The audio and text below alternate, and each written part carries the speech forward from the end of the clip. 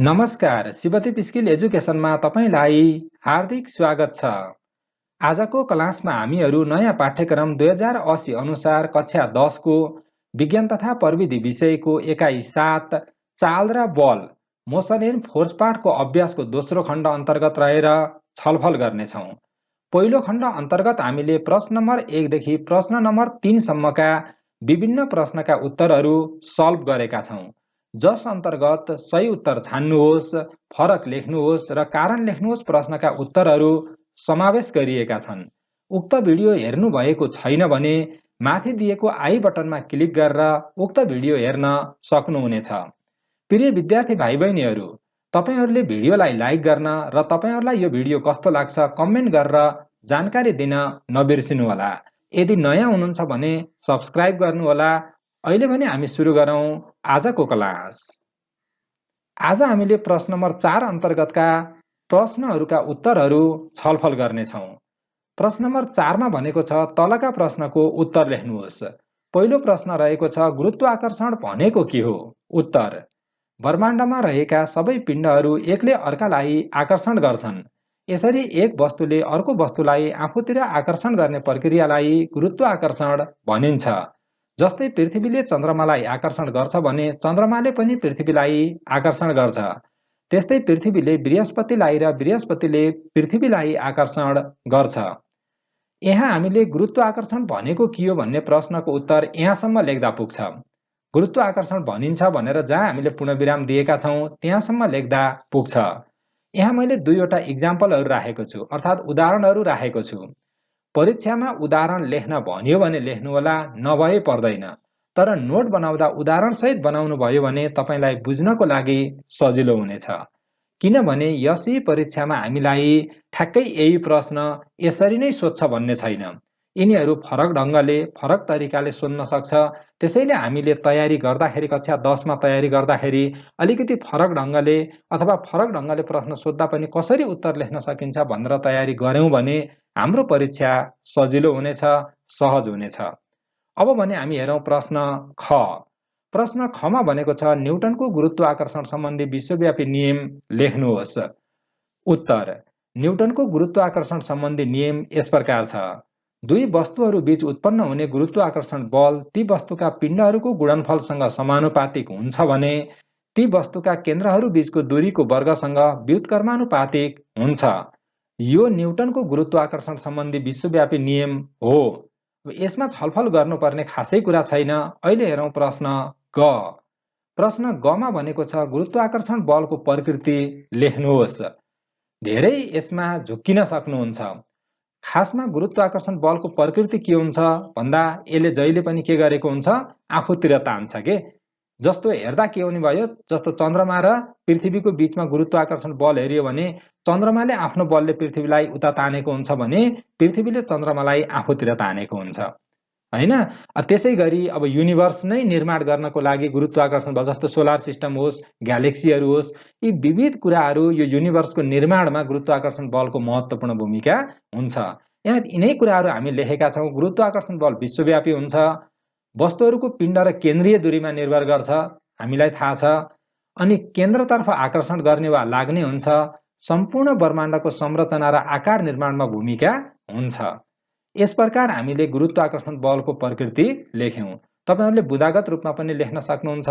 परीक्षामा कुनै 4 वटा प्रकृति लेख्नुहोस् अथवा 2 टा प्रकृति लेख्नुहोस् भनेर पनि सोध्न सक्छ। प्रश्न घ। गुरुत्वाकर्षण अचर जी परिभाषित गर्नुहोस्।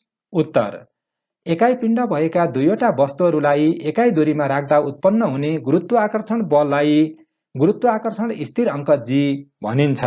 यसको मान 6.67 × 10⁻⁻11 न्युटन मिटर स्क्वायर पर केजी स्क्वायर हुन्छ। यो परिभाषा भयो गुरुत्वाकर्षण अचर जी को। तपाईहरूले यस प्रकारले लेख्न सक्नुहुन्छ। कहिलेकाहीँ मान तपाईहरूले जान्नु भएन भने नलेख्नु होला। प्रश्न ङ। कुन अवस्थामा गुरुत्वाकर्षण बल गुरुत्वाकर्षण अचरसँग बराबर हुन्छ, अर्थात् F बराबर जी कुन अवस्थामा हुन्छ? अघि हामीले परिभाषामा समेत लेखिसकेका छौँ। त्यही कुरा फेरि यहाँ दोहोर्याउँ। दुईवटा वस्तुहरूको पिण्ड 1-1 किलोग्राम र ती वस्तुहरू बीचको दूरी 1 मिटर छ भने त्यहाँ उत्पन्न हुने गुरुत्व बल F गुरुत्वाकर्षण स्थिर अङ्क g सँग बराबर अर्थात् F बराबर g हुन्छ। प्रश्न च, गुरुत्वाकर्षण बलका दुईवटा असर लेख्नुहोस्। उत्तर, गुरुत्वाकर्षण बलका दुईवटा असर निम्न छन्। नम्बर 1, गुरुत्वाकर्षण बलले गर्दा सौर्यमण्डल लगायत ब्रह्माण्डको अस्तित्व सम्भव भएको छ। नम्बर 2, चन्द्रमाको गुरुत्वाकर्षणको प्रभावले समुद्रको पानीमा ज्वारभाटा उड्छ। यस प्रकार हामी गुरुत्वाकर्षण बलका दुईवटा असरहरू लेख्यौं। प्रश्न 6, प्रश्न नम्बर 6 मा भनेको छ कुनै दुईवटा वस्तुहरूमध्ये दुवैको पिण्ड 2-2 गुणा बढाउँदा र ती वस्तु बीचको दूरी 4 गुणा घटाउँदा ती दुई वस्तु बीचको गुरुत्वाकर्षण बलमा आउने अन्तर गणितीय रूपमा प्रस्तुत गर्नुहोस् भनेको छ। अब यहाँ हामीले के कुरा बुझ्नु पर्यो भने कुनै दुईवटा वस्तुहरू छन्, जस्तो यहाँ मैले दुईवटा वस्तुहरू लिएको छु। यो पहिलो वस्तु A छ, दोस्रो वस्तु B छ। यिनीहरूको बीचमा दूरी D छ। अब प्रश्नले के भन्यो भने दुईवटा वस्तुमध्ये दुवैको पिण्डलाई बढाउने भनेको छ। 2-2 गुणा भनेपछि 2m1 2m2 हुने भयो र ती वस्तु बीचको दूरी 4 गुणा घटाउँदा भनेको छ। भनेपछि अब यिनीहरूको दूरीलाई 4 गुणा घटाउँदा भनेपछि D/4 हुने भयो। त्यो कुरा कसरी हुन्छ मैले अहिले देखाउने छु। त्योभन्दा पहिले यहाँ यो कुराहरू लेखौं। तपाईहरुले बुझ्नुपर्ने कुरा के छ भने यहाँ भनेर यिनीहरूमा लेख्नुपर्ने कुराहरू लेख्ने। पहिलो वस्तुको पिण्ड m1, दोस्रो वस्तुको पिण्ड m2, तिनीहरू बीचको दूरी d। हामीलाई थाहा छ F बराबर g m1 m2 upon d²। यति कुरा हामीले सरासर लेख्न सक्यौं। तपाईहरुलाई यस्ता खालका प्रश्नहरू आउँदाखेरि जहिले पनि यति कुराहरू लेख्न सक्नुहुनेछ। अब हामीले के गरौं त भने दुवैको पिण्ड 2-2 गुणा बढाउँदा भनेको छ र ती वस्तु बीचको दूरी 4 गुणा घटाउँदा त्यो के हुने भयो त भन्दा अघि m1 र m2 थिए, d मात्रै थियो भनेपछि 2m1 2m2 d/4 यस्तो हुने भयो। यति भइसकेपछि अब हाम्रो जुन अघिको फर्मुला छ त्यो फर्मुलामा हामीले के गर्नु पर्यो, रिप्लेस गर्नु पर्यो। m1 लाई 2m1 ले र m2 लाई 2m2 ले साथै d लाई d/4 ले रिप्लेस गर्नु पर्यो। त्यसरी रिप्लेस गर्दा समीकरण 1 लाई हामीले लेख्न सक्छौं f ड्याश, किनकि परिवर्तन गरेपछि f नै चाहिँ लेख्नु भएन। त्यसैले गर्दा परिवर्तन भइसकेपछि यो जुन हाम्रो कन्डिसन हो यो कन्डिसन एप्लाई गरिसकेपछि हामीले यो कुरा लेख्न सक्यौं। यति लेखिसकेपछि हिसाब गर्दा के हुने भयो भन्दा 2 र 2 गुणन गर्दा 4 हुने भयो। g m1 m2 छँदैछ। अब d स्क्वायर हुने भयो, 4 को स्क्वायर 16 हुने भयो। भनेपछि यति लेख्न सक्यौं। अब यसरी लेखिसकेपछि 16 माथि जाने भयो अनि 16 चौके 64 भयो। भनेपछि g m1 m2 upon d² भयो। यो के छ त समीकरण 1 मा f छ। त्यसैले गर्दा f ड्याश बराबर 64f हुने भयो। अर्थात् यस प्रकार दुवैको पिण्ड 2-2 गुणा बढाउँदा र ती वस्तु बीचको दूरी 4 गुणा घटाउँदा गुरुत्वाकर्षण बल 64 गुणा हुन्छ, अर्थात् 64 गुणा हुन्छ। पक्कै पनि बुझ्नुहुन्छ। यहाँ हामीले जुन अगाडि लेखेका छौं त्यो फर्मुला f बराबर g m1 m2 अपन के छ d² छ। अब जस्ट हामीले यहाँ भनेको के हो त 2m1 र 2m भनेको पिण्ड 2-2 गुणा बढाउने र तिनीहरू बीचको दूरीलाई 4 गुणा घटाउने भनेपछि 4 गुणा घटाइयो र यस प्रकारले यो रिजल्ट हामीले के गर्यौं त पायौं। अब घटाउने भन्नाले फेरि d माइनस d यसरी घटाउने भनेको होइन। दूरीलाई पहिला के थियो d थियो, तिनीहरू नजिक ल्याइयो के 4 गुणा कम गरियो भनेपछि d/4 भयो। र यस प्रकारले हामीले यसको उत्तर लेख्यौं। पक्कै पनि बुझ्नुहुन्छ। बुझ्नु भएन भने कमेन्ट गरेर सोध्नु होला, लाइक गर्न भने नबिर्सिनु होला। अहिले पछिल्लो भिडियोहरुमा तपाईहरुले लाइक गर्ने कमेन्ट गर्ने रेशियो घटाउनु भएको छ। पक्कै पनि तपाईहरुलाई मैले यति दुःख गरेर भिडियोहरु बनाइरहेको छु, मन परिरहेको छ र तपाईहरुले भिडियोलाई मन पराइसकेपछि लाइक गर्दा मलाई पनि रमाइलो लाग्नेछ। अहिले हेरौं प्रश्न ज। प्रश्न ज मा भनेको छ गुरुत्व बल भनेको के हो? उत्तर, पृथ्वी तथा अन्य आकाशीय पिण्डले आफ्ना नजिकका वस्तुलाई गुरुत्व आकर्षणका कारण आफ्नो केन्द्रतिर तान्ने वा तान्न खोज्ने बल गुरुत्व बल हो। प्रश्न झ। प्रश्न झ मा भनेको छ गुरुत्व प्रवेग परिभाषित गर्नुहोस्। उत्तर, स्वतन्त्र खसाइको अवस्थामा गुरुत्व बलको कारणले वस्तुमा उत्पन्न हुने प्रवेगलाई गुरुत्व प्रवेग भनिन्छ। प्रश्न य स्वतन्त्र खसाइ भनेको के हो? यसका दुईवटा उदाहरण दिनुहोस्। अब यहाँ दुईवटा उदाहरण भनेको छ, मैले यहाँ तीनवटा उदाहरणहरू राखेको छु। तपाईहरु कहिल्यै पनि नझुक्किनु होला, मैले घटाउन सक्थेँ, दुईवटै राख्दिन सक्थेँ।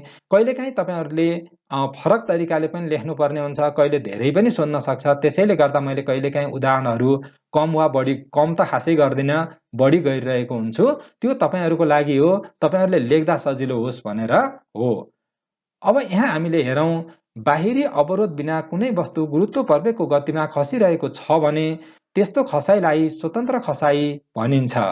हावाको अवरोध नभएको ठाउँमा गुरुत्व क्षेत्रभन्दा बाहिर र अन्तरिक्ष यानमा वस्तुले स्वतन्त्र खसाइको अनुभव गर्दछ। यहाँ हामीले लेख्यौँ हावाको अवरोध नभएको ठाउँमा, त्यो भनेको शून्य ठाउँ भयो। गुरुत्व क्षेत्रभन्दा बाहिर र अन्तरिक्ष यानमा वस्तुले स्वतन्त्र खसाइको अनुभव गर्छ। हामी यस प्रकार लेख्यौँ। तपाईहरुले अरू कुराहरू पनि लेख्न सक्नुहुन्छ। अहिले भने हामीले हेरौँ प्रश्न नम्बर ट। प्रश्न टमा भनेको छ, कस्तो अवस्थामा वस्तुको खसाइ स्वतन्त्र हुन्छ? उत्तर, पृथ्वीतर्फ खसिरहेको वस्तुको प्रवेग र पृथ्वीको गुरुत्व प्रवेग बराबर भएको अवस्थामा पृथ्वीमा वस्तुको खसाइ स्वतन्त्र हुन्छ। अब प्रश्न नम्बर ठमा भनेको छ, प्वाख र सिक्का प्रयोगको निष्कर्ष लेख्नुहोस् भनेको छ। प्वाख र सिक्का प्रयोगको निष्कर्ष लेख्ने क्रममा धेरै विद्यार्थीहरू झुक्किएको पाइन्छ। यहाँ तपाईहरुले हेर्न सक्नुहुन्छ, हावाको अवरोध नभएको ठाउँमा सबै वस्तुमा गुरुत्व बलले गर्दा उत्पन्न हुने गुरुत्व प्रवेग समान हुन्छ भन्ने कुरा प्वाख र सिक्का प्रयोगको निष्कर्ष हो। अब हेरौँ प्रश्न ड। तौल विहीनता भनेको के हो? उत्तर, स्वतन्त्र खसाइको अवस्थामा वस्तु तौल विहीन हुनु तौल विहीनता हो। प्रश्न ढ। प्रश्न ढमा भनेको छ, गुरुत्व बलका चारवटा असर उल्लेख गर्नुहोस्। उत्तर, गुरुत्व बलका चारवटा असर निम्न छन्। यी असरहरू किताबमा छन्, किताबका जस्ताको तस्तै मैले यहाँ राखेको छु र ती पाँचवटै मैले यहाँ राखिदिएको छु। गुरुत्व बलले गर्दा सबै वस्तुको तौल हुन्छ। गुरुत्व बलका कारण पृथ्वीलाई वायुमण्डलले घेरेर राखेको छ। त्यसै गरी तेस्रो नम्बरमा पृथ्वीको गुरुत्व बलले गर्दा उचाइबाट खसालेका वस्तु पृथ्वीको केन्द्रतिर खस्छन्। घमा गुरुत्व बलको असरले खोला नदी नालामा पानी तलतिर बग्छ। त्यसै गरी अन्तिम अर्थात् ङमा गुरुत्व बलले गर्दा खसिरहेका वस्तुमा प्रवेग उत्पन्न हुन्छ। यस प्रकार हामीले गुरुत्व बलका चारवटा असरहरू लेख्यौँ। अब हेरौँ प्रश्न नम्बर अण। प्रश्न अणमा भनेको छ, पृथ्वीमा गुरुत्व प्रवेगको मान यसको अर्धव्यासको वर्गसँग व्युत्क्रमानुपातिक हुन्छ भनी देखाउन आवश्यक समीकरण प्रमाणित गर्नुहोस्। अब हामीले G directly proportional to 1/r² अथवा यसलाई हामीले पढ्न सक्छौँ G inversely proportional to r²। यो कुरा हामीले देखाउनु पर्यो। मैले यहाँ निकै सजिलोसँग देखाएको छु, धेरै कुरा लेखिरहनु पर्दैन। थोरै कुरामा हामीले कसरी प्रमाणित गर्न सक्छौँ यहाँ हेरौँ। पहिलो कुरा त मानव पृथ्वीको पिण्ड m र अर्धव्यास r साथै वस्तुको पिण्ड m छन्। यति कुरा हामीले लेख्यौँ। किनकि गुरुत्व प्रवेगको कुरा आएको छ। गुरुत्व प्रवेग भन्ने बित्तिकै पृथ्वीको कारणले त हो, तर त्यो वस्तुमा देखिने हो। त्यसैले गर्दा वस्तुको पिण्ड पनि हामीलाई चाहिएको हो। र हामीले सबैभन्दा पहिले लेख्न सक्छौँ न्युटनको गुरुत्व आकर्षण सम्बन्धी नियम अनुसार के लेख्न सक्छौँ त? गुरुत्व आकर्षण बल F बराबर G mm divided by r² हुने भयो। यही माथिको कुराको आधारमा हामीले यो कुरा लेख्यौँ है। यो पहिलो समीकरण मान्यौँ। र दोस्रो समीकरण भनेको गुरुत्व बल F बराबर mg भनेको चाल सम्बन्धी दोस्रो नियम अनुसार यो कुरा हामीले लेख्न सक्यौँ। यो पनि न्युटनको नै नियम हो। दुईटा समीकरण हामीले फ्याट्ट लेख्यौँ। लेखिसकेपछि अब यिनीहरू बराबर हुनु पर्यो।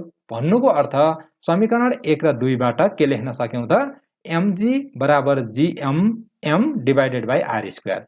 अब हेर्नुहोस् है, अब यता पनि m छ, यता पनि m छ। ल भाग गर्दै काट्नु भए पनि हुन्छ, यही काट्दा पनि हुन्छ। त्यसैले गर्दा मैले यही काटेको छु, m सँग काटिने भयो। भनेपछि अब हाम्रो g बराबर के रहने भयो त? g बराबर gm डिभाइडेड बाई r² रहने भयो। र यो भनेको हामीले के लेख्न सक्छौँ? अब पृथ्वीको लागि पिण्ड पनि कन्स्टेन्ट छ, g पनि कन्स्टेन्ट छ। त्यसैले गर्दा हामीले g directly proportional to 1/r² लेख्न सक्छौँ। यही कुरा हामीले देखाउनु पर्ने छ। यो कुरा हामीले देखाउन सक्यौँ। पक्कै पनि बुझ्नुहुन्छ। सजिलो तरिकाले, छोटो तरिकाले मैले लेखेको छु। यो कुरा बुझ्नुस्, धेरै कुरा लेखेर धेरै नम्बर आउने भन्ने हुँदैन। हामीले स्टेपहरू नछोडिकन राम्रोसँग लेख्यौं भने हाम्रो पुरै मार्क्स आउँछ। प्रश्न नम्बर प, गुरुत्व प्रवेगलाई प्रभाव पार्ने कारक तत्त्वहरू उल्लेख गर्नुहोस्। गुरुत्व प्रवेगलाई प्रभाव पार्ने भनेको छ। गुरुत्व प्रवेगलाई प्रभाव पार्ने तत्त्वहरू के हुन् त? गुरुत्व प्रवेगलाई प्रभाव पार्ने कारक तत्त्वहरू पिण्ड र अर्धव्यास हुन्। अहिले हेरौँ प्रश्न नम्बर थ, पृथ्वीको सतहमा गुरुत्व प्रवेग 9.8 मिटर प्रति सेकेन्ड स्क्वायर हुन्छ भन्नाले के बुझिन्छ भनेको छ।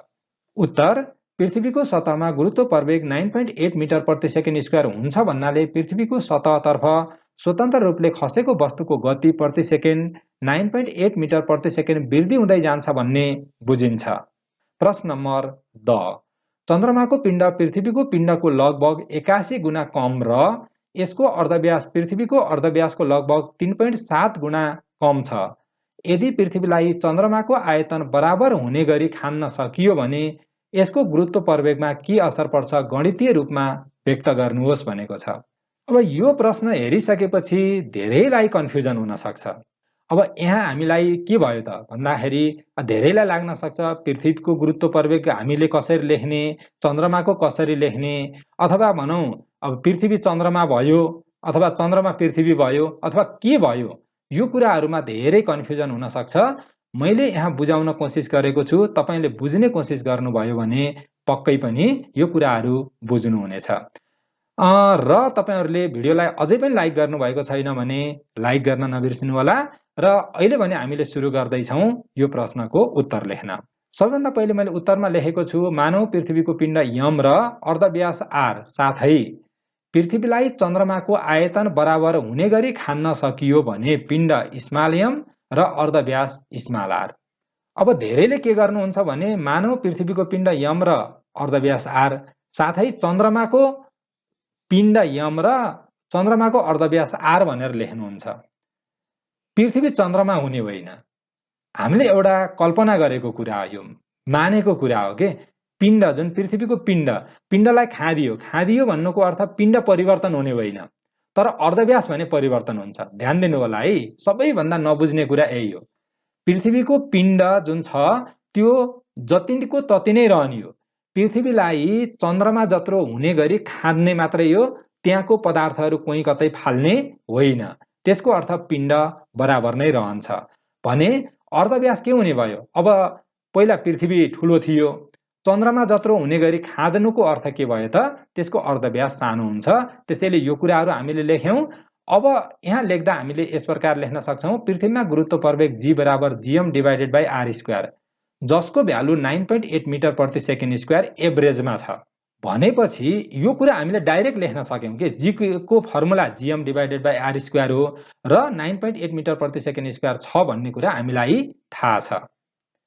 अब नेक्स्ट स्टेपमा मैले लेखेको छु, प्रश्नबाट पृथ्वीलाई चन्द्रमाको आयतन बराबर हुने गरी खान्न सकियो भने, जस्तो यहाँ तपाईले चित्रमा देख्न सक्नुहुन्छ, जस्तो पहिला के छ, पृथ्वी यत्रो छ, पृथ्वीको आयतन यति छ।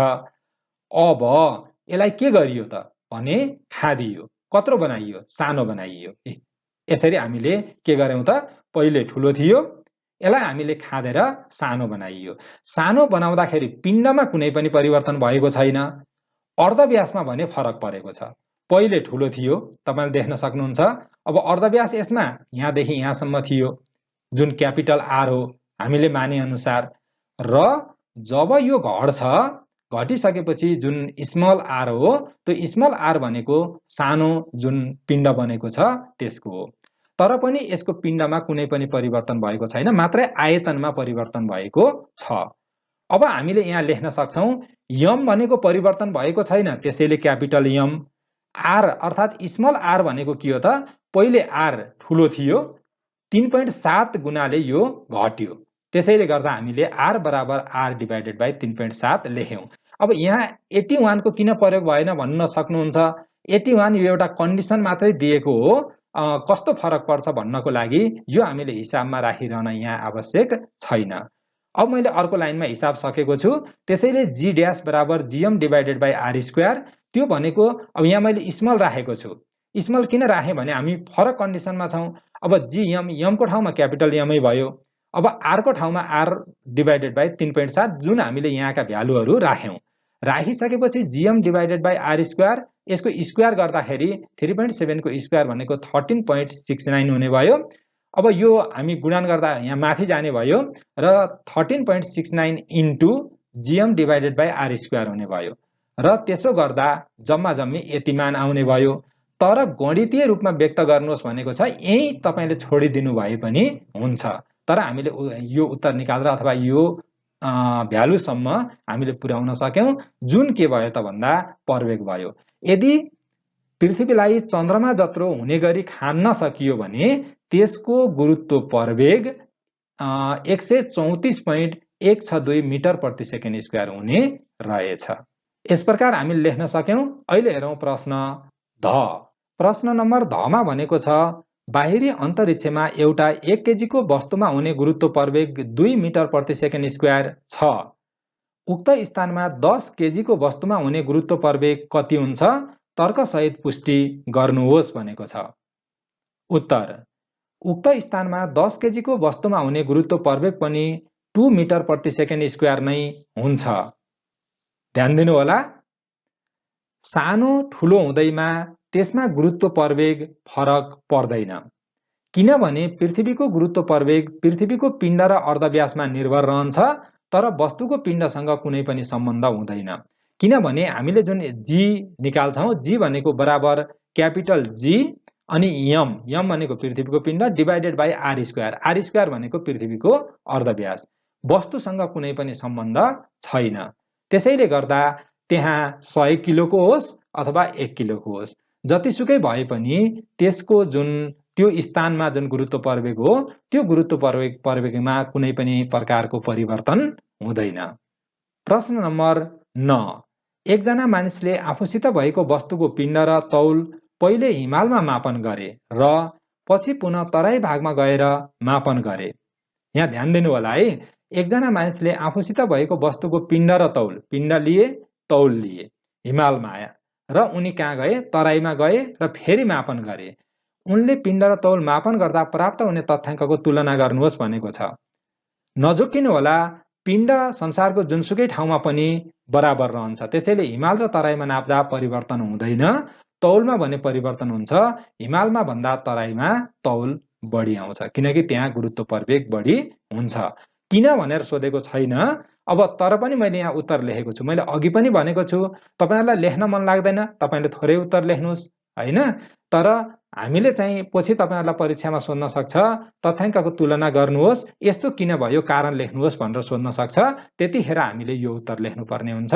वस्तुको पिण्ड र तौल पहिले हिमालमा मापन गरेर पुनः तराई भागमा गएर मापन गर्दा पिण्डमा कुनै पनि परिवर्तन भएको पाइएन भने तौल केही बढेको पाइयो। यति मात्रै लेख्दा हुन्छ यो प्रश्नको लागि। किनभने अब मैले कारण पनि दिएको छु, तपाईहरुलाई परीक्षामा सोध्न सक्छ भनेर। किनकि अहिले उत्तर लेख्नु, तपाईको कक्षाको होमवर्क सल्भ गर्नु मात्रै ठुलो कुरा होइन, हामी त यसै परीक्षामा राम्रो अङ्क ल्याउनु छ। त्यसैले गर्दा मैले यहाँ कारण लेखेको छु। तौल गुरुत्व परवेगमा निर्भर गर्ने र तराईमा हिमालमा भन्दा गुरुत्व परवेगको मान धेरै हुने भएकाले तौल बढेको हो। यस प्रकारले हामीले लेख्यौं। अब हेरौं प्रश्न प। प्रश्न नम्बर पमा भनेको छ एकजना विद्यार्थीले डिजिटल तराजुमा जोखेर पहाडी भेगबाट सुन्तला किनेर तराईमा ल्याई बेच्दा फाइदा हुने युक्ति बताए। उनको त्यो युक्ति वैज्ञानिक तथ्यका आधारमा सही रहे नरहेको पुष्टि गर्नुहोस् भनेर प्रश्न सोधेको छ। तपाईहरुलाई के लाग्छ?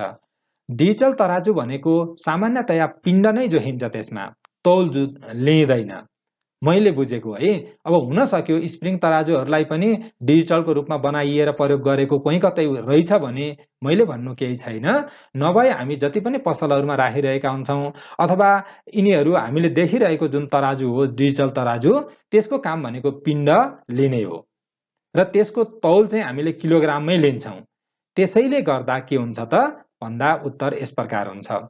उनको त्यो युक्ति वैज्ञानिक तथ्यका आधारमा सत्य छैन, किनभने डिजिटल तराजुलाई मैले यहाँ कोष्टमा भौतिक तराजु भनेर लेखेको छु। किनभने तपाईहरु नझुक्किनु होला, मा जोखेर प्राप्त पिण्ड जुन केजी हो त्यो चाहिँ कुनै पनि परिवर्तन हुँदैन के। संसारको कुनै पनि ठाउँमा लग्दा पनि पिण्डमा परिवर्तन हुँदैन।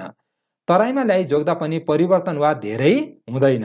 तर यही कुरा तपाईको के गरेको भए त भन्दा स्प्रिङ तराजुमा जोखेर लगेको भए फरक पर्न सक्थ्यो।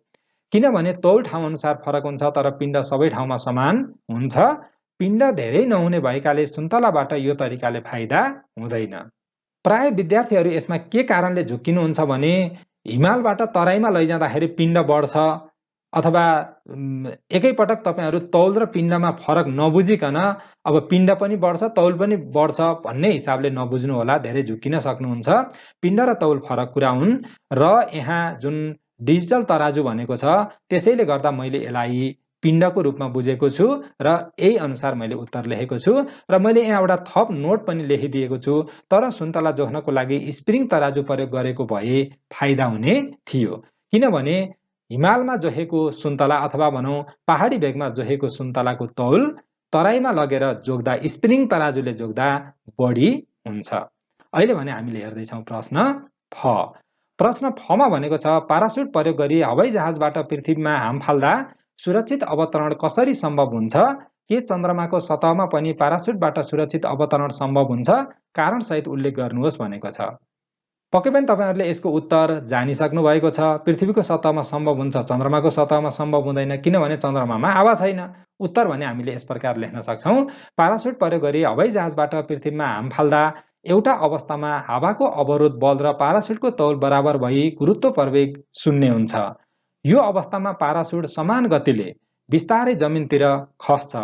यस प्रकार पारासुट प्रयोग गरी हवाईजहाजबाट पृथ्वीमा हाम फाल्दा सुरक्षित अवतरण सम्भव हुन्छ। अब चन्द्रमाको केसमा हामी लेख्न सक्छौँ, तर चन्द्रमाको वायुमण्डलमा हावा नहुने भएकाले पारासुटबाट सुरक्षित अवतरण सम्भव हुँदैन, अथवा चन्द्रमामा वायुमण्डल नहुने भएकाले पारासुटबाट सुरक्षित अवतरण सम्भव हुँदैन। यस प्रकार हामीले लेख्यौँ। अहिले भने हामी हेर्दैछौँ प्रश्न ब। पृथ्वीमा गुड्दै गरेको वस्तुमा उत्पन्न हुने प्रवेग उक्त वस्तुको पिण्डसँग व्युत्क्रमानुपातिक हुन्छ, तर पृथ्वीको सतहतिर खसिरहेको वस्तुका लागि भने उत्पन्न प्रवेग उक्त वस्तुको पिण्डमा निर्भर हुँदैन। किन? उत्तर हामीलाई थाहा छ। यहाँ हामीले प्रयोग गर्ने भनेको पहिलो कुरा के हो?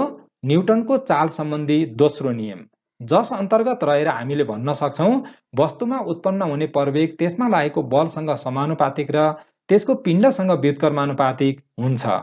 अर्थात् हामी लेख्न सक्छौँ प्रवेग ए डाइरेक्टली प्रोपोर्सनल टु एफ र प्रवेग ए इन्भर्सली प्रोपोर्सनल टु एम, जहाँ एम वस्तुको पिण्ड हो। अब यसरी हेर्दा हामीले के पायौँ त भन्दा समीकरण दोस्रो अथवा आई अनुसार पृथ्वीमा गुड्दै गरेको वस्तुमा उत्पन्न हुने प्रवेग र वस्तुको पिण्ड प्रत्यक्ष रूपमा सम्बन्धित छन्। यहाँ तपाईले देख्न सक्नुहुन्छ प्रवेग वस्तुकै पिण्डसँग सम्बन्धित छ, तर यहाँ चाहिँ हुँदैन। त्यो कुरा हामी अहिले छलफल गर्छौँ र यहाँ मैले त्यसैले लेखेँ, अर्थात् उत्पन्न प्रवेग उक्त वस्तुको पिण्डसँग व्युत्क्रमानुपातिक छ, जुन कुरा हामीलाई हुन्छ भनेर भनेको छ। यहाँ यो नियम अनुसार हामीले यो कुरा लेख्न सक्यौँ। अब हामी दोस्रो कन्डिसनमा जाउँ। दोस्रो कन्डिसन भनेको तर पृथ्वीको सतहतिर खसिरहेको वस्तुमा उत्पन्न हुने प्रवेग बराबर गुरुत्व प्रवेग, र यो अवस्थामा हामीले के गर्न सक्छौँ त भन्दा जी बराबर GM divided by are square भनेको, जहाँ गुरुत्व प्रवेगको फर्मुला यो लेख्न सकिन्छ। एम भनेको पृथ्वीको पिण्ड हो, आर भनेको पृथ्वीको अर्धव्यास हो। अब जुन त्यो वस्तु हो, वस्तुसँग त यहाँ त जी त सम्बन्धितै छैन, हैन? सम्बन्धित नै छैन भन्नुको अर्थ यहाँ त्यही नै कुरा भनेको छ, पिण्डमा निर्भर हुँदैन। अब यहाँ यो फर्मुलामा तपाईले कहीँ कतै उक्त वस्तुको पिण्ड देख्नुभयो? देख्नु भएन। भनेपछि यो कुरा सम्भव छैन भन्दा सम्बन्धित छैन। समीकरण आई अनुसार पृथ्वीको सतहतिर खसिरहेको वस्तुमा उत्पन्न हुने प्रवेग, जसलाई गुरुत्व प्रवेग भनिएको छ, पृथ्वीको पिण्डमा निर्भर रहन्छ तर वस्तुको पिण्डमा निर्भर हुँदैन। यस प्रकार हामीले यो प्रश्नको उत्तर लेख्यौँ। मैले बुझाउनको लागि यहाँ लेख्दाखेरि अलिकति लामो भएको छ, यसलाई थोरै घटाएर पनि लेख्न सक्नुहुन्छ, अथवा हिसाब हो। अब 2.5 मार्क्ससम्म हिसाब टाइपको प्रश्न हो, त्यसैले गर्दा तपाईहरूले यसको लागि अब 2.5 मा सोद्धा यति लेख्न पनि पर्छ। पक्कै पनि बुझ्नुभयो?